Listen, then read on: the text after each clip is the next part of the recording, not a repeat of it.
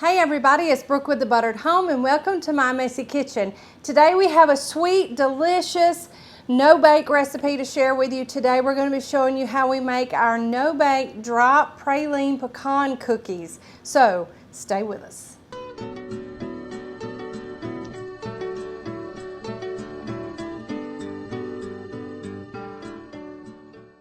Let's get started on these no-bake drop praline pecan cookies. So to a large boiler, I have 2 cups of brown sugar and half a cup of regular white sugar. We're going to light our burner over medium-low heat. We're going to add in half a cup of white Karo syrup. You can spray your measuring spoon. That way all of this just slides out, or you can just use a really good spatula like I'm doing to get it all out as well. Then we want to add in 1 cup of, or half a cup, I'm sorry. We want to add in half a cup of evaporated milk.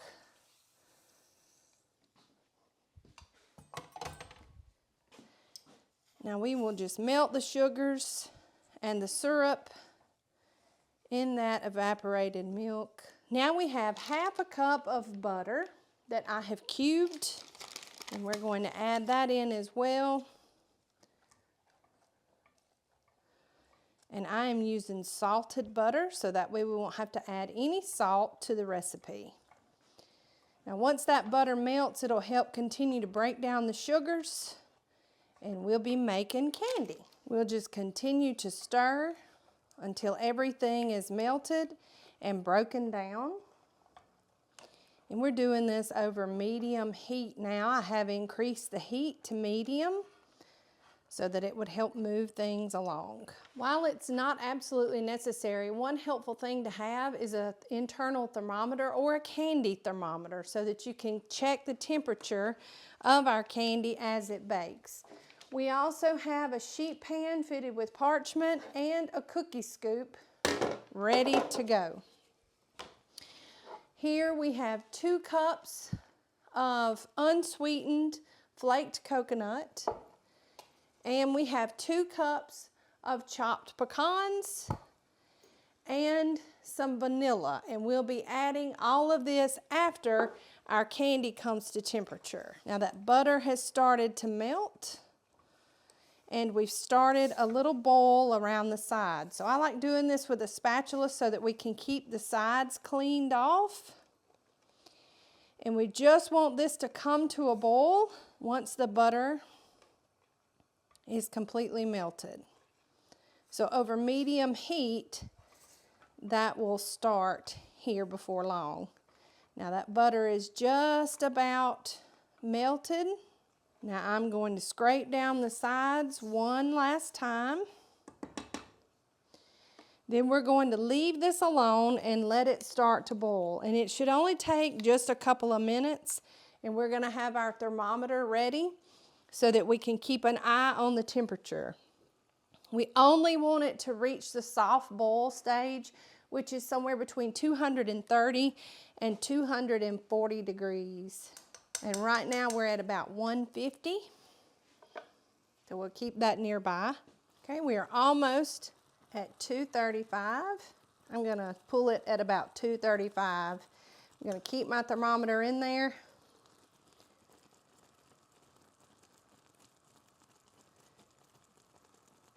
We're almost there. We're at 230 now. And as it starts to reach this soft boil stage, it'll kind of dance back and forth between 234 and 235. But we are nice and hot. And now we will stir in 1 teaspoon of vanilla extract. And it makes it bubble a little bit, so be careful when you do this. And we'll scrape down those sides. And I have removed it from the heat completely. We've got that vanilla stirred in. Now we will fold in our 2 cups of coconut flakes. And this will also help kind of cool things off, and our candy will continue to thicken as it cools. All right, I have the coconut stirred in. And now I have the 2 cups of pecan pieces that I will also fold in.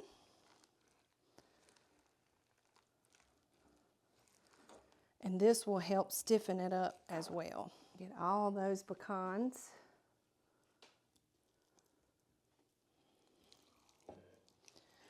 Fold it in. Now we'll move this out of the way. We'll get our sheet pan.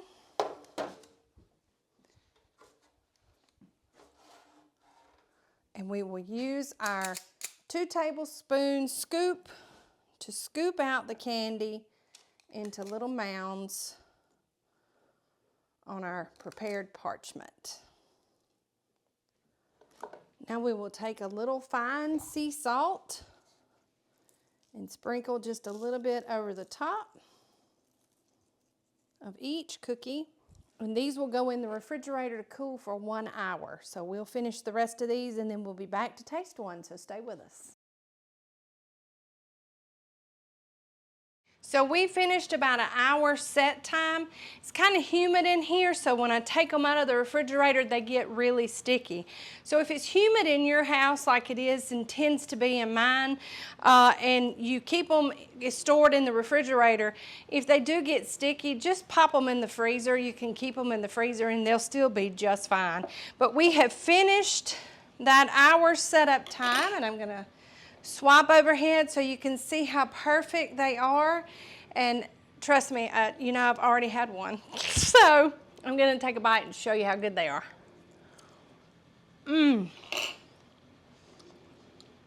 Buttery, caramelly, smooth, all the things. And you didn't have to heat up your kitchen. That's a win, right?